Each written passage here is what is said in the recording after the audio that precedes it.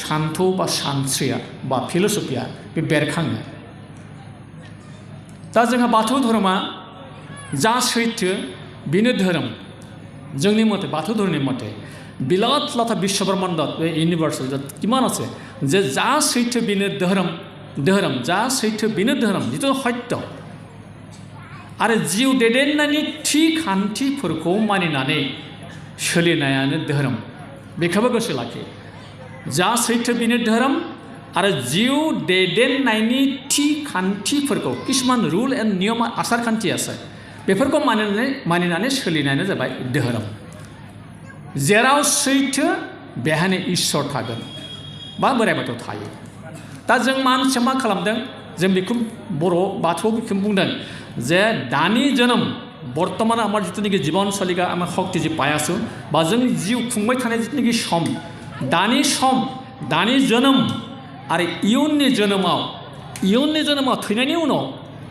सुख गोजोन एबा शान्ति आरो रंजा गोजोन मोनगोननि थाखाय गोजोन आरो दिदोमै बे सोलेरखौ बे देहाखौ नागारनायनि गोहो मोननो थाखाय मानसिया धोरोम खुंथायखौ फालियो एने धर्म नापाले बे खोथाखौ बर' बाथौआरिफ्रा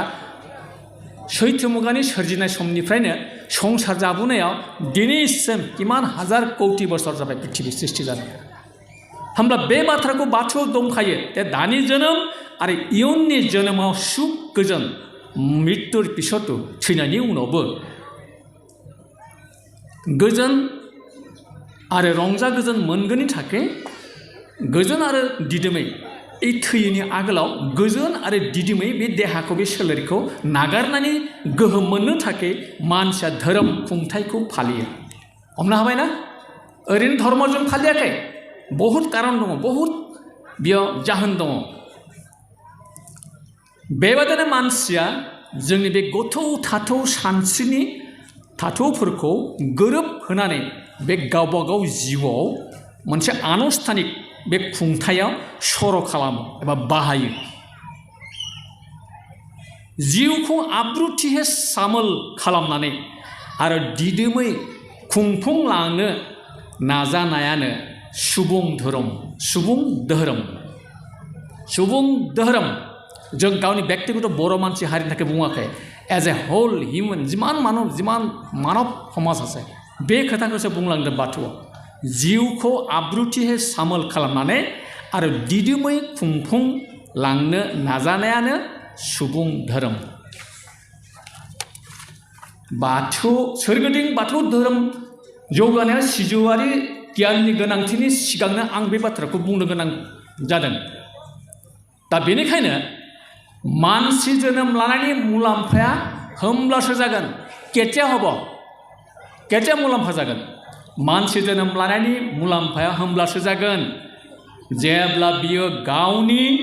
उदांनि थाखाय साफ्रोमबो सुबुङा गावनि उदांनि थाखाय मुक्तिनि थाखाय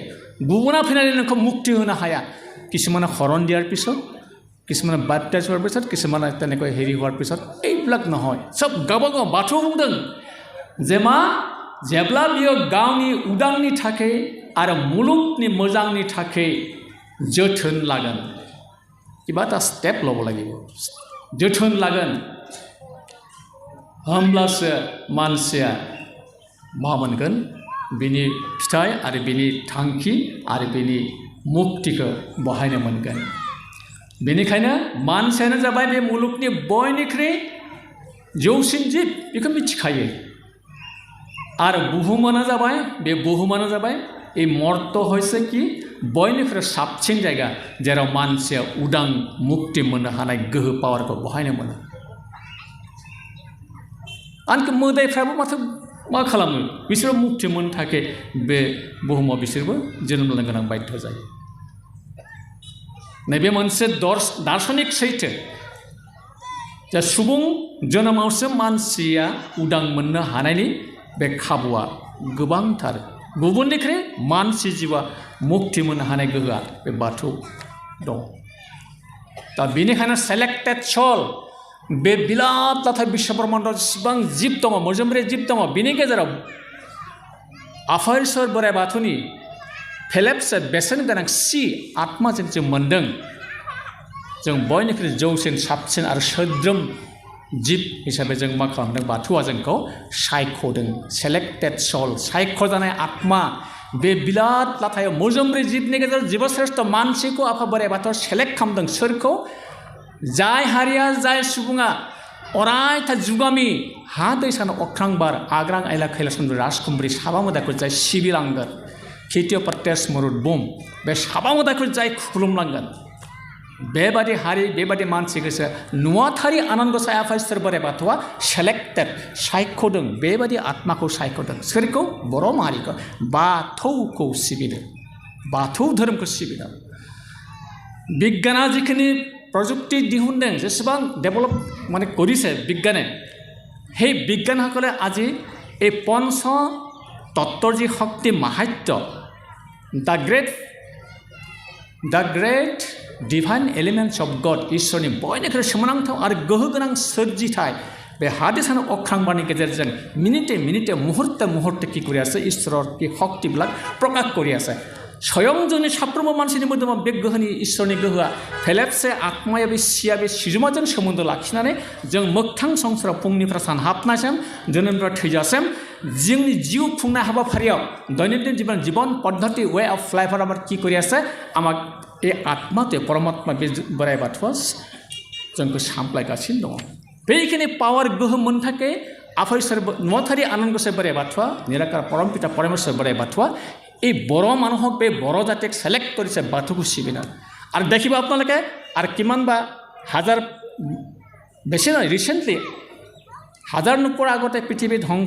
পৃথিৱীৰ গোটেইখিনি বিজ্ঞান যিমান প্ৰযুক্তি উন্নতি কৰিছে সেই ব্যক্তিসকলেও এই মাটি বায়ু পানী আকাশ সূৰ্য খেতিয়পত্তেছ মুৰুড বুম আগ্ৰাং এলেংসম ৰাজকুমাৰী সাবামদাইকো खुलुमथारगोन दायो जिहेतु बिगियान दङ फिलसफि दङ बाथौआव बेफोरखौ नोजोर खालामनानै दानि आथिखालनि मुगानि साफ्रोमबो सुबुङा साइन्टिस्टफोराबो बुंलांदों जे बे हा दै सान अख्रां बार बे साबा मोदायनि सायाव बिनि गोहोनिफ्राय आरो बेलेग गोहो गैया दा बिनिखायनो सोरगिदिं बाथौ धोरोम जौगानायाव सिजुआरि गोनां गियाननि गोनांथि दानिया फैदों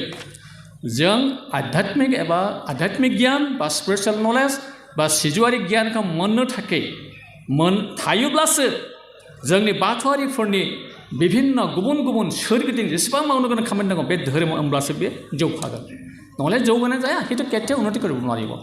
আধ্যাত্মিক জ্ঞান যদি নাথাকে এজন ব্যক্তি হিচাপে তেনেহ'লে সেই ব্যক্তিত্বৰ পৰা কি এটা ধৰ্ম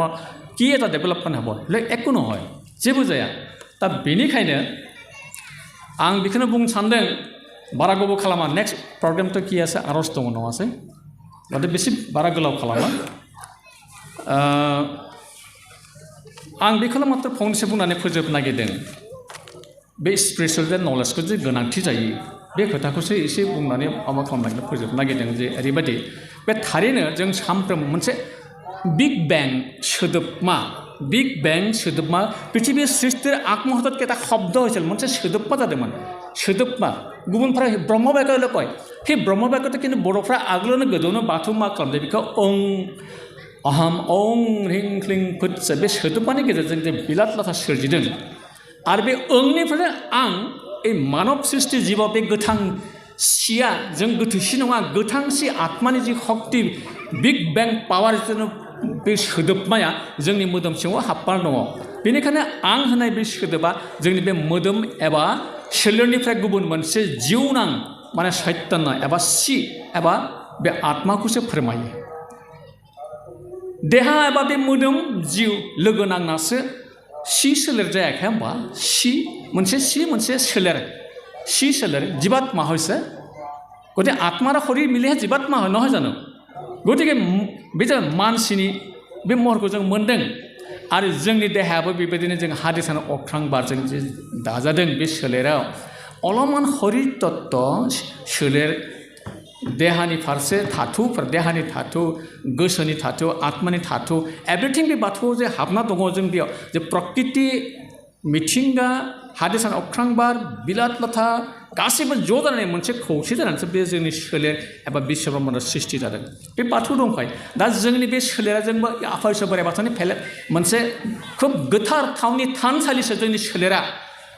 जों गोथां जों गोथै नङा गोथां हिसाबै जोंनि सोलेरा मा जादों मोनसे थानसालि बायदि बेयाव दंखायो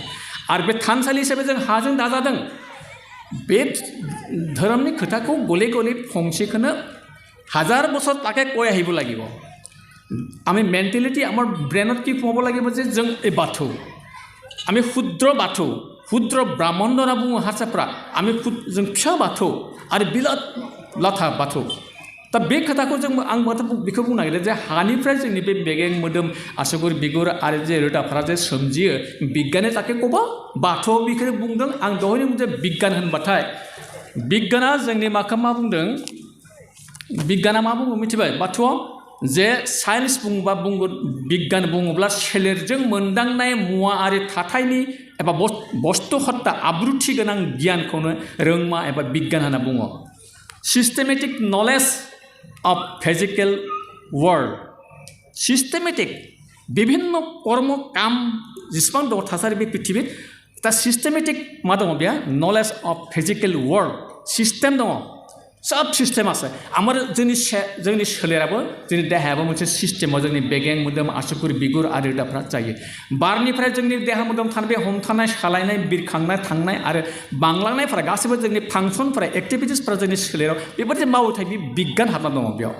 जोंनि दैनिफ्राय जोंनि बे खि हासुदै जोलै बिस गगा आरो थैफ्रा जोंनि सिङाव खामानि मावगासिनो दङ आरो साननिफ्राय जे जों मोनो बे मिनिनाय जों जे मिनियो जों उन्दुनाय जों उखैनाय जों गोरोन्थि खालामनाय जों बानाय एभ्रिथिं माने बे फांसनफ्रा खामानिफ्रा एक्टिभिटिसफ्रा बे साननिफ्राय जोंनि सोलेराव मावगासिनो दङ आरो बे बिराद लाथा अख्रांनिफ्राय जोंनि जिउनि मावनाय बे ब्रेनत আহিব रागा जोंनाय लुबैनाय हास्थायनाय आरो लाजिनाय आरो मायाफ्रा बे अख्रांनि मावनायनिफ्राय जोंनि सोलेराव हाबनानै बे खामानिखौ खालामबाय थायो তাহলে systematic knowledge of physical world লগত আমাৰ দেহাটোৰ লগত আমাৰ শাৰীৰিক আমাৰ সম্বন্ধ ইয়াতো সোমাই আছে য'ত নেকি বিজ্ঞান তাত সোমাই আছে আৰু लोगोसे बे मा दङ बहाय सानस्रिबो दङ सानस्रि होनबाथाय जों जे गोथौ थाथौ बाथ्राफोरा बाथौजों जों मोनबानि आरो बे मोनबानि गोथौ थाथौ बाथ्राफोरा जोंनि सोलेराव हाबना थानानैनो सानस्रि महराव मा खालामदों बियो मा होनना बुङो सैथोनि गुमुर एबा जिउनि फुंखा जों जे सैथो थैयाखै आं जे गोथै नङा बे गोथां एबा सैथो जोंनि जिउआ जे गोथां जों बेयाव गोथैबाथ' थैगौमोन आत्मा गैयाबा जागौमोन जिउआ हाङा गैया जागौमोन खिन्थु सैथोनि गुमुर एबा जिउनि फुंखा आरो थांखिनि होसोनायखौ फोरमायो मा बुजि मोनदों ना सैथोनि गुमुर जों बबेनिफ्राय फैदों जों आइ आफानि उदैयाव गोरबोआव जोनोम मोननानै जों जोनोम मोनदों खिन्थु बेनि आगोलाव फिजिकेल महरखौसो बिमानि उदैसो मोनबाय नोङो खिन्थु नोंनि जे सिङाव हाबनानै थानाय बे जिउआ सिया आत्माया कर्मरा हिसे जों बबेनिफ्राय फैदों बाथौ बेफोर बाथ्राखौ गासैबो फारि फारि फारि फिलसफि दर्शन बेखौ सोना दोनदों बेखौ बाथ्रा बेखेवनानै बेखौ फोरसाल'सो नांगौ बेखौ खालि प्रकाश কৰিব লাগে আমাৰ জীৱন সংগ্ৰাম আমাৰ জীৱন পদ্ধতি আমি ৰাতিপুৱা সন্ধিয়ালৈকে फुंनिफ्राय सान हाबजासिम जन्मनिफ्राय थैजासिम जोंनि जिउ फारियाव जोंनि जिथुनाखि फिलसफि सानस्रि बे सैथोनि गुमुर एबा जिउनि फुंखा आरो थांखिनि होसोनायखौ बे गोथौ थाथौ बाथ्राफोर बेयाव हाबसोना दं बे जिउनि खेत्रआव दा इमान बाथ्राखौ जोंहा इमान गोथौ बे बाथ्रा दङ बाथौनिखौ दा बुङो बाथौआ आं एख' बुजि नापाय जेबो गैया बेयाव एफा गोरा जेबोनो गैया माथो हारे गावनि आत्माखौ जों इसोरनि फेलेबसे बेसेन गोनांसि आत्माखौ जों मोननाय उनाव आत्मज्ञान गावनि आत्मज्ञानजों आरो आत्मसंजननि गेजेरजों बै गसाइखौ मोनदांनो हायो बेखौ मोनखायो इसोरखौ गावनो गाव मोनो बेलेगा फैनानै नोंखौ इसोरखौ माबा खालामना होआ नों गावनो जोंनि साफ्रोमबो मानसिनि मोदोमाव इसोरा दंखायो गावनि आत्मज्ञान आरो आत्मसंजननि गेजेरजों गसाइखौ जोङो मोनदांनो हायो हामबा जानाया फैदो सिजुआरि गियान स्पिरिचुवेल नलेज आत्माखौथ' आरम्भ हब बे आत्मानिफ्रायसो फैगोन दा बे स्पिरिचुवेल नलेजआ आध्यात्मिक गियाना बे सिजुआरि गियाना आत्मानिफ्राय फैगोन आत्मानिफ्राय फैगोन दा बेनिखायनो थिग बिदिनो बे सियाबो मा खालामदों बे सिया बे आत्माया बे नुयि महराव थायो थानसालियाव इसोरखौ जों गाबज्रिनो थाङो खुलुमनो थाङो बेहायथ' जों इसोरखौ नुवा जोंनि देहायाबो जोंनि सोलेराबो थानसालि आरो बे हाबसोना थानाय बे आत्माखौ बे सिखौबो हांखौबो जों नुनो मोना गतिके जोंनि सोलेरा थानसालि बेनिखायनो मा बुंदों जे जोंनि बे सियाबो मा जायोनो जोंनि बे देहाया मानसि महर बे जिबात्मा बे जिउआ जों जे देहाखौ मोन्दों बे हादोर अख्रां बारजों जेरै दाजादों बेबादि आत्मायाबो गोसो सोलो आरो सानस्लायनायनि गेजेरजों आत्मानि महर लायो आत्मा खाफालाव थायोना बिखायाव थायोना बिबौ थायो दन न खिन्थु बेयो मोनसे फांसना बिगियाननि गेजेरजों मा खालामदों बे आत्माया दा मानसिफ्रा बुङो खाफालाव फथा लायो इयाव दङ सोरबा बे थालुआव दङ इसोरा हाङा ओरैनो बुंदों वेदार गुटे बडित কি আছে फांसन जिथुनिखि इसोरनि जिउनि हां जिथुनिखि बे सबते কি আছে जोंनि सोलेरावनो साग्लोबनानै दङ बे सिनि एबा आत्मानि जिथुनिखि गुन दङ बे आत्मानि गुनफोरा गोथारथि सुखु आरो गोजोन पवित्रता सुख आरो शान्ति এই তিনটা বস্তু হয় आत्मार गुन नांगोन किन्तु आत्मा आं मानसि महर मोननायावनो आंनि गुन थाथारनांगोन मानसि हिसाबै इसोरनि फिसा हिसाबै बेजों मोनथामजों 7टा गुनखौ दाजाबनानैसो मा खालामनांगोन बे आत्माया जायो आरो बे आत्मानि 7टा गुना जों जे आध्यात्मिक स्पिरिचुवेल नलेजखौ मोननो थाखाय जोंहा बे गावनो साफ्रोमबो सुबुङानो मानसियानो आफा बोराइ बाथौ जोंनो मा होदों गियान होदों फार्स्ट गियान आत्मानि 7टा गुननि गेजेराव 1 नम्बराव गियान 2 नम्बराव गोथारथि पवित्रता 3 नम्बराव अन्नाय प्रेम बे थाकिबो লাগিব 4 नम्बराव गोजोन शान्ति बे थानांगोन 5 नम्बराव सुख थाकिबो লাগিব 6 नम्बराव रंजानाय आनन्द बे थाकिबो লাগিব आरो 7 नम्बर मोनसे पावार शक्ति गोहो এই 7टा गुनजों आत्मानि मालायो आत्मानि गुना बे 7टा गुनाव थायो आरो बे 7टानि गुनजोंनो मानसिया मावनो गोनां खामानिखौ गासिबो इसोरनि खाथिजों थांनो हानाय पावारखौ सब मोनजोबगोन मारे गियानखौ नों मोनबाय बे गियानखौ मोननो थाखाय मा खालामनांगोन नायबाय थानाय सिया साननो हानाय बे आत्माया साननो हानाय आरो थि खालामनो हानाय मोनसे गोहो पावार थायो प्रत्येक मानसियानो मोनसे साननो हानाय मोनसे मा थायोनो गोहो थायो साननो हानाय सिया जा सानो बेबायदिनो बियो उन फिथाइखौ मोनो नों मा सानदों मोजां गाज्रि बिभिन्न कमप्लेक्स कि सब তোর बेराद আহিব आरो नों साननाय मथे बिनि फिथाइखौ नों मोनखागोन सिया थार सैथो आरो थैरोङि अरायथा गोजोर आत्मा सदाय मिथिखा सासे गथ' गोरलैया उजिबाथाय बिबार सोलै बियो जों ओरै बुङा होमबा हे बे गथ' गोरलै सासेनि बेयाव आत्मा फैदों आरो जों देरै लावै बोरायनाय समसिम जों संसार थानाय समाव जोंनि आत्माया मानो सैथो गोथार माने बिदि जाया दा बाथ्रा बेयावनो फैदों जे सिया अरायबो थार नोंथांमोना दा अनेक पापि गाज्रि हिंसा बादि खोब বিভিন্ন কর্ম কৰিব পাৰে কিন্তু তাৰ ভিতৰত কিন্তু আত্মা সদায় সামপ্ৰম মানে বিয়ে অৰাই थार अराय सैथो आरो अराय थैरोङि आरो बे अराय गोजोर दा सिनि सोमोन्दोआ बे आत्मानि सोमोन्दोआ जोंनि सिङाव हाबना थानाय बे नुयै महराव थानाय बे सिया बे सिनि सोमोन्दोआ बे मस्तिष्कजों बा ब्रेनजों आरो मस्तिष्कजों ब्रेननि गियाननि आरो खामानि मावनाय रोदाफोरनि हेफाजाबाव गासै मोदोमजों सोमोन्दो थायो ए ब्रेनजों जों गरन्थ खालामनाय बा थिरांथा खालामनाय आत्मायावनो बे जाखांफैयो बे आत्मायावनो बे जाखांफैयो आरो बियो उनाव मस्तिष्क अदेबानि बे रोदाफोरनि हेफाजाबाव जोंनि मावदिन्थियाव बेरखाङो नों मा मावदों मा सानदों एभ्रिथिं नों बे एक्सनफोरा जुदि बुंदों लावबा लावसुम खावबा खावसुम आदा गोसो दैयाव बारसुम बे खावबा खावसुम बे पन्चक कर्म इन्द्रियखौ खावबा खावसे खावनै खावथाम खावब्रै खावबाखौ कन्ट्रल কৰিব লাগে खावबा कर्म इन्द्रियखौ कर्मखौ बेनिखायनो मा बुंदों जे कन्ट्रल खालामनांगौ जाना फैयो बेफोर गासिबो मानो खामानि मावनाय रोदाफोरनि हेफाजाबाव बेरखाङो नों आखाइदों खुगादों आथिंदों खिनायदों हासुनाय बे अंग मोनबाजों नों कर्मनि एक्टिंखौ एक्सनखौ बे खालामनो हागोन बेजोंसो खालामनो हागोन आत्मानि साननाय माखासे बाथ्राफोरा साननाय हनाय जेसेबां दङ दा बेनिखायनो गासै मोदोमजों बे सोमोन्दो दङ गासै सोमोन्दो दङ आत्माया गोजोन एबा सुखु मोन्दांथियो नोंबो दुखु मोनगोनबो आरो मा मोनगोनबो दुखु मोन्दांथिगोन गोजोनबो मोनदों आरो गरन्थ खालामो खिन्थु मोनसे गरन्थ खालामो आरो बिनिफ्रायनो मा जायोनो सास्लायनायनि मोनसे महर लायो माने संस्कार होयो এই মানুষজনও মানে কৈছত সংস্कार बे आत्मायाबो संस्कार खालामनो हायो महर मोनो बा महर लायो सोदांनो हायो आरो जोंनि आत्माखौबो जों बेबायदि बिभिन्न जोंनि बे स्पिरिचुवेल नलेजखौ मोननो हानाय ओंखायनो गोसो सोलो आरो सास्लायनाय एबा अहं बा बे आत्मानि सिनिफ्राय बे गुबुन नङा बे आत्मायानो नाथाय दा मा खालामदों दानि आथिखालनि सुबुं बा आगोलनिफ्राय मानसिफ्रा मा खालामदों दिनै गाबोन सुबुं एबा मानसिफ्रा गावखौनो बावगार हाबनानै खालि गावखौनो देहा आंनि देहा बिदि नङा मोदोमल' होनना साननानै गावखौनो हौवा गावखौनो हिन्जाव गावखौनो बोराय गावखौनो बुरि गावखौनो सेंग्रा गावखौनो सिख्ला होननानैसो सानना लादों नोंनि सिङाव जे आत्मा हाबना दङ इसोरनि फेलेबसे बेसेन गोनांसि आत्मा हाबना दङ आरो बे आत्मानि थिननाय बायदि खामानिखौ मावनांगौ ब्रेनाव जे लाबोनांगौ बे खोथाखौ केत्त' आन्दाज गैया फुंनिफ्राय सान हाबनायसिम खालि फिजिकेल खालि शारिरिक बे देहायारिजोंसो नोंहा आंनि बे देहा बे मोदोमल' आरो आंनो हौवा आंनो सेंग्रा आंनो बोराय आंनो बुरि आंनो सिख्ला होननानै सानना लाबाय थायो माथ्र बेल'सो नों जे इसोरनि फिसा बे खोथाखौ एक किनसेट माने नोंनो ब्रेन्डआव फैया खालि फिजिकेल गावखौसो खालि देहायारि मोदोमखौसो सानबाय थायो बेबादि देहाखौ लानानैनो दुगाखांनायावनो दुखुनि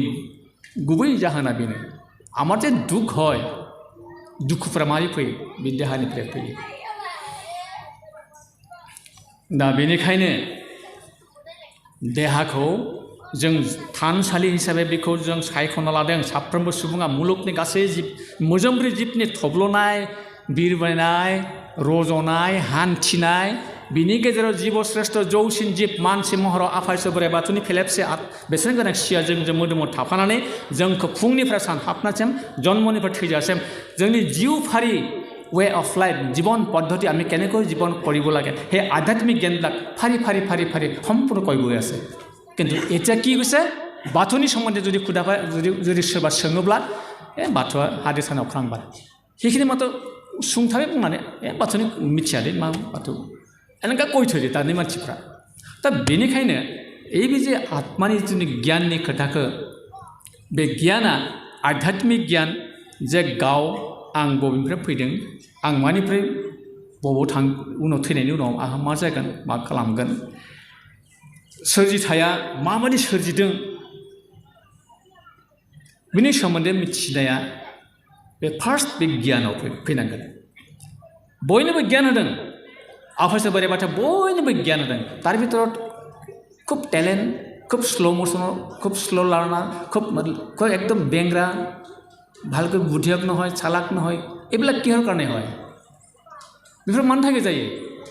थांनाय जोनोमाव नों मा खामानि मावदोंमोन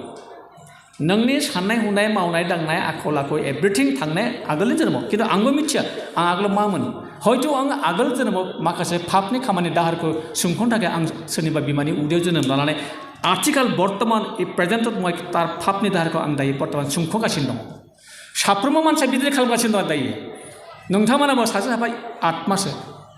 थैनायनि उनाव बे एखे आत्मा जागोन गतिके बे थैनायनि आग मुहूर्तआव बे संसार जानाय समाव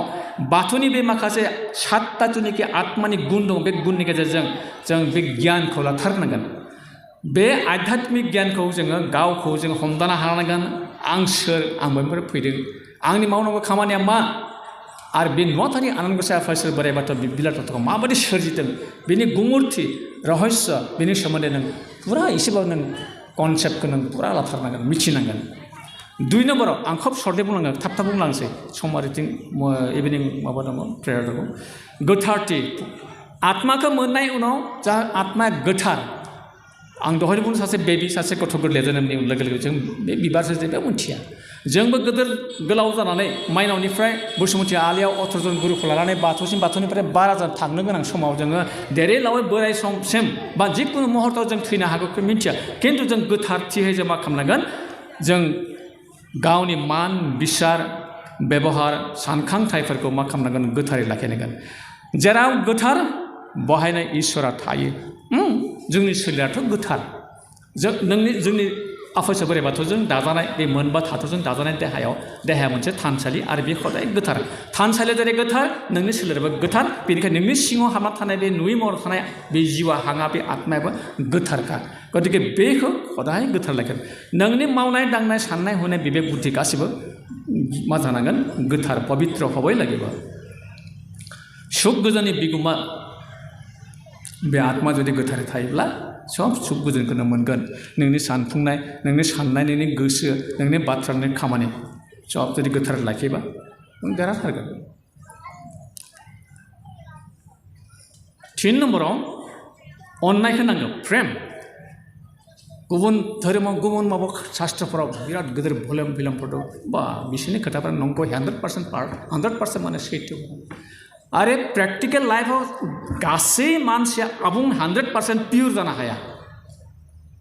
बेनिखायनो बेसेबां आं दा थैबाय आं आगोल जोनोमनि दाहारखौ खुंखोगासिनो दङ आङो आरो नेक्स्ट आं थैगोन देग्लाय जुदि मोजां खामानि मावदों मोजां जुदि माबा खालामदोंबा आं आरो एसे डेभेलप जागोन आं थैनायनि उनाव बे आत्माया फिन आं सोरनिबा बिमानि गोरबोआव आं खेबसे जोनोम लाहैनायगोन जीवन चक्र जोंनि जिउनि सोरखि बायदि थांगासिनो दङ बे खोथाखौ एसे आगोलावनो बुंदों बेखौ आगोलाव बुंदों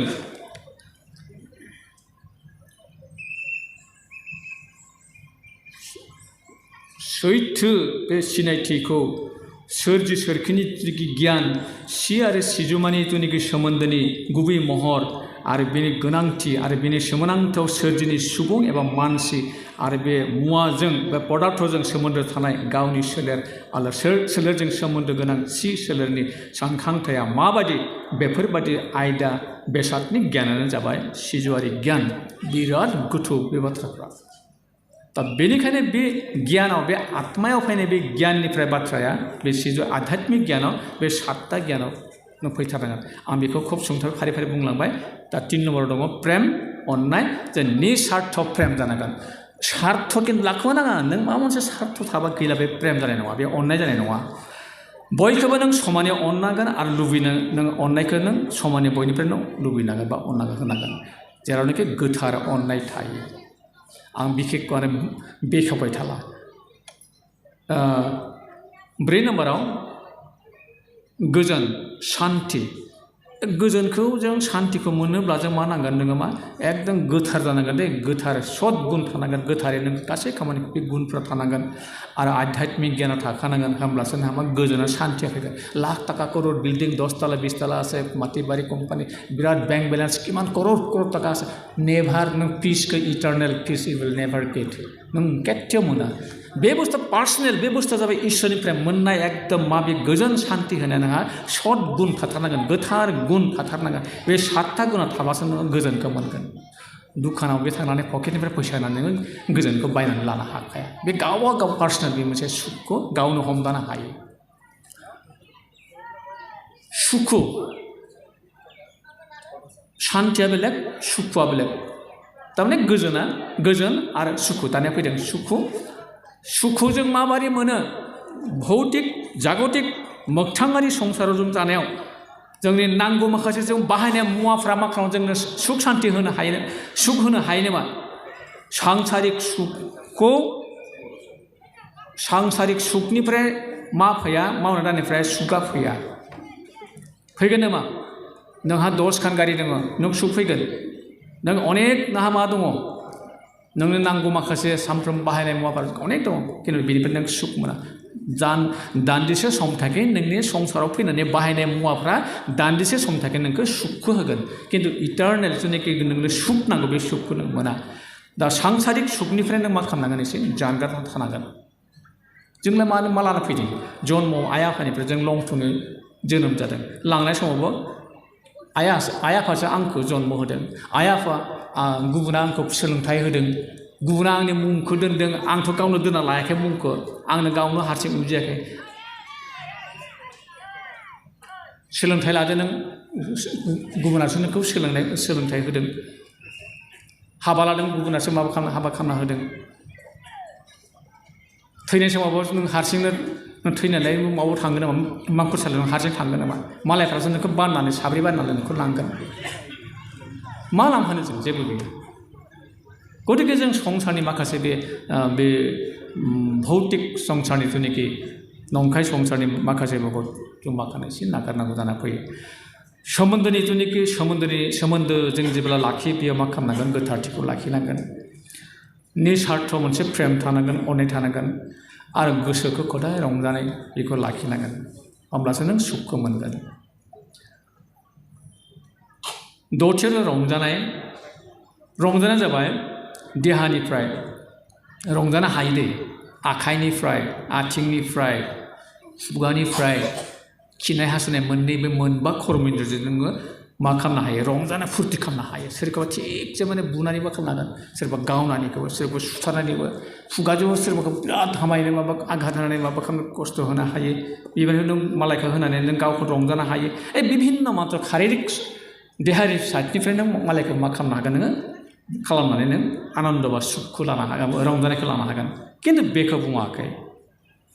नों बेनिफ्राय खदाय बारग'नो थानांगोन गोजानाव थाथारनांगोन नोंनि गियान नोंनि गोथारथि नोंनि अननाय नोंनि गोजोन नोंनि सुख बे गासैखौ मा खालामनांगोन नोङो थिग खालामना लाबोनो हाबासो नोङो मा खालामगोन सुखखौ मोनगोन रंजानायखौ मोनगोन आरो लास्टआव मा जायो मोनसे पावारखौ मोनो गोहोखौ मोनो बे मोनदो गुनखौ लानाय उनाव बे सयता गुनखौ लायोबा गियान गोथारथि अननाय गोजोन सुखु रंजानाय बे मोनदो गुनखौ लानायनि उनाव नों एक्सट्रा मोनसे पावारखौ नों लास्टआव मोनगोन बे गुन सयता गुनखौ लानो हाब्ला नों पावारखौ मोनगोन आरो बे गुनखौ लानायनाव बे गोहोखौ लानायजों गेजेरजों बे आत्मानि गोहोआ मा खालामो बेरखाङो आत्मा बिराद बोलो मोनो बे जिउआ बे आत्माया बहुद मा मोनो बोलो मोनो आरो बे मोनस्नि गुना जुदि थायाब्ला बे गियान गोथारथि अननाय गोजोन सुखु रंजानाय आरो बे गोहोआ जुदि थायाब्ला नोङो ओरैबायदि लुबैनाय हास्थायनाय रागा हिंसा दुगा गासिबो गोख्रों पावार मोनसे गोहो मोनगोन नोङो पापि अन्याय मालायखौ हिंसा हुंसि गुटे धंस खालामनो हानाय नों ब्रेनाव बे सैतान माने बे गासिबो नोंनि माबा फैगोन बे आत्मायाव गतिके बे आत्मानि मोनबा सातथा गुनखौ लायोब्ला नों मा जागोन सक्तिखौ लाना मोनगोन गोथार सक्तिखौ मोनगोन आरो बे सातथा गुना थायाब्ला आं दहाय बुंदों मा दुगानाय रागा जोंनाय लुबैनाय हास्थायनाय हिंसा गासिबो नोंखौ दैखराव नोंखौ हाखराव खोख्लैगोन संसार जानाय बेलायाव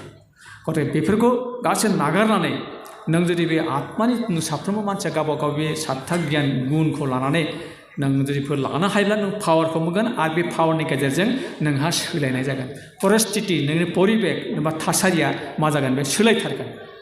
नोंनि न'खरा थासारिया सोलायगोन गामिनि थासारिया सोलायगोन गावनि व्यक्तिगत बे सोलायनाया सोलायगोन नोंनि साननाय हनायफ्रा सोलायगोन नोंनि गोसोआबो सोलायगोन नोंनि सानखांथियाबो सोलायगोन आरो नोंनि गोसो बोसोन बाथ्रा खामानि एभ्रिथिं बियो चेन्ज खालामनो हागोन बे आत्मानि बे सातथा गुनखौ लानो हायोब्ला बेखौसो होमबासो आध्यात्मिक गुना बेनिफ्रायसो फैगोनथ' आध्यात्मिक गुना बेनिफ्राय फैगोन आरो बे आध्यात्मिक बे सातथा गुननि गेजेरजों जोंनि सावस्रिबो बेहा लोब्बा मोनसे गोहोम एबा बेहा प्रभाब माबा गोलैयो मिथिबायना बे आत्मानि बे सातथा गुननिजों जोंनि सावस्रियावबो मा खालामो बिहा गोहोम खोख्लैयो दा गियाना बहा गोहोम खोख्लैयो जोंनि सोलेराव जोंनि शरीराव जोंनि शारीरिक कट गियान करे জ্ঞানটো আহে সেই স্নায়ুতন্ত্ৰ এটা আমাৰ যোনটো ব্ৰেইন আছে সেই ব্ৰেইনৰ পৰা এই স্নায়ুতন্ত্ৰৰপৰা আমাৰ কি জ্ঞানবিলাক সব ইয়াত আহিব आं दहायनो बुंदों ना बे सातथा गुननिफ्राय बेयाव आगोलाव गियाना फैगोन बे ब्रेइनটো সেইকাৰণে इमान पावारफुल बे गियानটো माथाটো কি দিছে मेलेमखौ मानो होदों बेखौ होदों गोथारथिया जाबाय गोथारै थानो गोनांब्ला खावबा खावसुम पन्चकर्म इन्द्रियनि गेजेराव आखाइ आथिं खुगा खिनाय हासुनाय मोनबा कर्म इन्द्रियखौ गोथारै लाखि जाहा ताहा सोरबाखौ बुंबा रायबा सावबा खिन्थु नांगोन बेनिफ्राय नों खुगाखौ हमथेनांगोन सालाय खुगाखौ हमथानो हानाय खोथा बुंदों आखाइनिफ्राय नों गाज्रि खामानि आगदा आखाइया मावनाय खामानिखौ आगसि आथिङा मिथिनाङा बायदिनो अनेकथा नों बे माबा खिनाय हासुनाय अंगनिफ्रायबो नों सब कर्म मोनबा कर्म इन्द्रियनिफ्राय नों मा खालामनांगोन बेखौ गोथारै लाखिथारनांगोन एज इट इज कमन जोंहा जे व्यवहारिक जोंनि बिगियानजों साइन्सजों खिनांगोन हासुनांगोन कम्पालसरि मोनबा खामानिखौ मावथारनांगोन जुदि मोनबा खामानिखौ बे मावाबा जायाबा खियाबा हासुवाबा बेमार हब्बै हब एसप्ताहालागै सानथाम सानब्रै खियाबानो बेमार जागोन सब बेयो बिगियान हाबना दङ जोंनि सोलेराव आफा इसोर बोराइ बाथौनि फेलेबसिसि आत्मानि गेजेरजों बे सोलेरखौ जोंहा मा दङ बेयाव बे गोथारथियै लाखिनो थाखाय बेखायनो बुंदों खिबाथाय दुगैनांगौ हासुबा माबा खालामनांगौ सब खोथाखिनि কৈ আছে बेफोरखौ गुबुनफोरासो गुबुनफोरा महाभारत गीता बाइबेल कुरान कीर्तन नामखुखा सब माने बिसिबां माने बर'निफ्राय लायै लिरना दोनबाय बर' थब्र एकुइ नापाले भागवत जेबोखौनो मोनासै जे न बेनिफ्राय अननायखौ प्रेम जों अननाय जोंनि सोलेराव माजों बिहा लोब्बा दङ बे सातथा गुननि आत्मानि गुननि गेजेराव बे अननाया फैबाय जोंहा बे हार्टनिफ्राय जोंनि बे बिखा गोरबो सिंनिफ्राय अननाया फैयो तो हार्ट दुर्बल हলে কি হবে একটু হার্ট ব্রিথিং যদি হয়ে যায় हार्ट फेल हो जाবে কি হয়ে যায় গতিকে অন্যায় নয় যে ঠিক থাকবা হার্টটা অন্যায় নয় থাকেন बेनिफ्राय गोजोन शान्तिया गोजोना मानिफ्राय फैयो साक प्रसाक जामि कौ साक प्रसाक हां लानायनिफ्राय ब्रेथिं बे शान्तिया मोनो हा जुदि हां लानो हाया हां थोनो मोन्दों गन्थं हाथेदों बिखा लान साइथिं माबा जादों प्रेसमेकार लबा लगासै किबा लबा लगासै नों हांखौनो मोजां लानो हाया महा शान्ति मोनो नोंनो शारीरिक फिजिकेल जुदि एकदम माने बेयावनो फैयो न इसोरनि आफा बोराइ बाथौनि बे थानसालि बायदि बेखौ मोजां लाखिनांगौ सब साइडनिफ्राय मा खालामनांगौ जोङो बेखौ जोंसो फुङाव सिखारनानै जुदि मानसिफ्रा 3टा बाजियाव जे बर'फ्रा आगोलाव बुंदों जे फुंनि बारखौ लायो खामानि मावनाय दांनाय हिन्जावफ्रा दिंखि सनाय मा खालामनाय एभ्रिथिं फिजिकेल एक्सारसाइसफ्रा गुटेखेने हां लानाय प्रसेस एबा ब्रेथिंआव हेल्प करছে शान्ति मोजाङै लाखिनो जोरथाय जिउखौ मोन्दोंमोन 100 to 100 इयार्स माने जोंनि मानसिफोर फिजिकेलि मान हिस्टा पुस्टा उख 6 फुट 7 फुट 8 फुट आरो आरो मानसिफ्रा दा बेबायदि हाजा मा जागोन जोंहा शारीरिक तुनिके आत्मानि तुनिके 7था गुना जोंनि सोलेरावबो बे मा खालामो बेनिफ्राय এই যে रंजानाय এটা हर्मन এই जों दंफां फारसेखौ दानायखौ दाननानै लाबोनानै रोदाखौ खालामनो थाखाय जों हर्मन बे माबाखौ होयोना बे पाउडारखौ होनानै हायाव दोनबाथाय बेनिफ्राय रोदा ओंखारोना थिग তেনেকৈ जों शारीरिक जोंनि देहानिफ्राय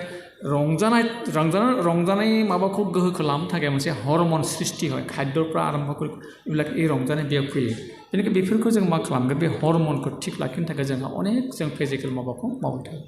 खाद्यखौ थिग लाखियो जोबनायाव लास्टआव बे शक्ति जोंनि गोहो पावार बे पावारा जों बे आत्मानि 7था गुनखौ लानाय उनाव 7 नम्बर जाबाय गोहो पावार एबा शक्ति बे जाबाय आत्मानि शक्ति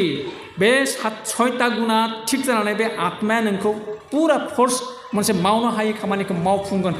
बिराद नों सोमोनांथाव खामानिखौ मावफुंनो हागोन नोङो मानसि हिसाबै मोदायनिख्रुइ समान खामानिखौ मावफुंनो हागोन गतिके जोङो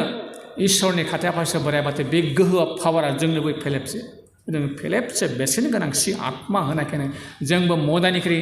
समब्रा-समब्रि जों पावारखौ जों मानसिया मावनो हायै खामानिखौ मावफुंनो हानाय गोहो एकमात्र खारना पावारा जाहोना बेनो गते आध्यात्मिक गियाननि खेत्र बेखिनिखौ खालामनो हाबानो फार्स्टआव बेखौनो ला बे गियानखौ लानाय उनाव बेयाव बुंनाय बायदि सोरगिदिं बाथौ धोरोम जौगानायाव सिजुआरि गियाननि गोनांथि होमबा बाकी जों बाथौआरि बर्तमान प्रेजेन्टত যিখিনি কৰিবলৈ কাম আছে ভৱিষ্যত আমি কি কৰিব লাগিব সেইখিনি আঁচনিখিনি যদি কৰিব যাওঁ মাউন্ট थांनो आवगायनो जों आध्यात्मिक सोलेराव गोख्रों टाइट मजबूत হ'ব লাগিব আমি आत्मिक भाजरे আমি स्ट्रं নহওঁ আমি একো কথা ক'ব নোৱাৰিম একো কাম কৰিব নোৱাৰিম दिनै बेयाव नाय दिनै मा खालामाखै दिनै मानसिफ्रा दहायसे आगोलाव बुंलांदों आथिखालनि समजों बे ट्रेकजों खारनो गोनां जायोब्ला दानि समाज दानि धोरोमनि गेजेरजों दहाय बुंनाय एजुकेशन बिजनेस हेल्थनि खेत्रआव थुनलाइ हारिमु कालचार गासै बिथिङाव गोदोनिफ्राय 1000 बोसोरनिफ्राय बर'आ जिखिनि खालामबोदों बेखौ फिन आरोबाव धोरोमनि गेजेरजों धोरोमखौ बेस खालामनानै धोरोमखौ बिथा खालामनानैनो जोङो एभ्रिथिं সকলো सोरगिदिं धोरोमखौ बाथौ धोरोमखौ मा खालामनो हायो जौगाना होनो हागोन जुदि आध्यात्मिक स्पिरिचुअल जे सिजुआरि गियाना थायाब्ला नाथिं एकबो खामानि नों दावखोनो हानाय नङा आं गले गले बेखौनो बुंबाय थायो स्पिरिचुअल नलेजआ जुदि मजबुत जायोब्ला गासै नलेजखौ मोननो हायोब्ला जों डेभेलप खालामो दा कज अफ बेक और লেকিং অফ ডেভেলপমেন্ট আমার যে আমি পিছ পৰি আছোঁ আমি যে বেক হৈ আছোঁ उनफिनलांदों जोंहा जे किसुमान खहा जालांदों बे डेभेलपमेन्ट जे गैया जादों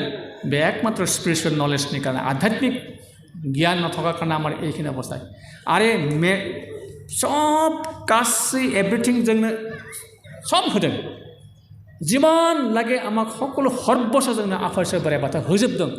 मात्र बर'फोरनो नङा गुत्ते मुलुगाव बिराद नाथाय बिश्वब्रह्माण्डआव गासिबो होजोबदों किन्तु जों बिखौनो रोङाखै बेनिखायनो आं बुङो फोथाय आफा इसोर बोराइ बाथौखौ 9 थारिखआव फोथाय नों होमब्लानो मा खालामनांगोन गावखौ आत्मविश्वास लाखिनांगोन आत्मविश्वास गावखौ फोथायनांगोन आं जे आफा इसोर बोराइ बाथौनि फेलेबसे बेसेन गोनांसिन आत्मा मानसि महर मोन्दों आरो मोर विवेक ज्ञान बुद्धि बौद्धिक गियानब्ला सब आंनि सोलेरा बे आत्मानिफ्राय फैजोबगोन सासे बिमा बिफाया गावनि फिसा गथ' गथायनि जिथुनिखि सोमोन्दो थायो नारि दोंसेनि गावनि गथ'खौ बिमाया गासिबो बे गावनि आयनायाव गावनि मोखांखौ नुबा जेरै रोखा रोखा स्पष्ट नुजोबो थिग बे सासे बिमा सासे बिफाया गावनि फिसानि बिबौ बिख्लो गासिबो जेरै हमनो हायो नुखाजोबो फै आफा इसोर बोराइ बाथौआवबो जोंखौ गासिबो नों मा नांगौ मा नाङा मा मावदों मा थादों मा जादों मा लोंदों एभ्रिथिं हि नोस सब बि मिथिजोबगौ जोंबो जा आफा इसोर बोराइ बाथौ आंजों थाफादों बेनिखायनो आं दहाय बुंदों आत्मज्ञान आरो आत्मसंजमनि गेजेरजों गसाइखौ मोनदांनो हायो दहायनो बुंदों गावनि आत्मानि गेजेरजों आरो गावनि आत्मज्ञान आरो आत्मसंजमनि गेजेरजों गोथारै लाखिना दहाय बुंदों ना पन्चकर्मेन्ट गियानखौ गोथारै पवित्र भावे लाखिब লাগিব এই हरित्य मन्दिर बे सोलेरा जोंनि मोनसे थानसालि गतिके बेखिनि खोथाखौ समा बारा जाबाय नामा बिथिं आर'ज दङ नामा आं सुंथाम खालामसै ने सुंथाम खालामसै 3:08 4 बाजि बारा गतिके स्पिरिचुअल नलेजनि खेत्रआव आं बेखौ नोंथांमोनखौ आं खावलायो जे बेफोर जुदि स्पिरिचुअल नलेजआ गियाना थायोब्ला जोंहा बाथौनि जिथुनिखि जौगानाय सोरगिदिं बाथौ धोरोम जौगानायाव बहुद गोजौ लांगोन बेनिखायनोथ' उन्दुबाय थानाय सिमांखौ जेब्ला सिरि मोनगोन जोंनो दाबो उन्दुगासिनो दङ आत्माया जोंनि आत्माया जोंनि सिया दाबो उन्दुगासिनो दङ मावनो गोनां खामानि अनेक दङ गतिके जोबनायाव सिरि मोनदों उदालगुरि जिल्ला बे मात्र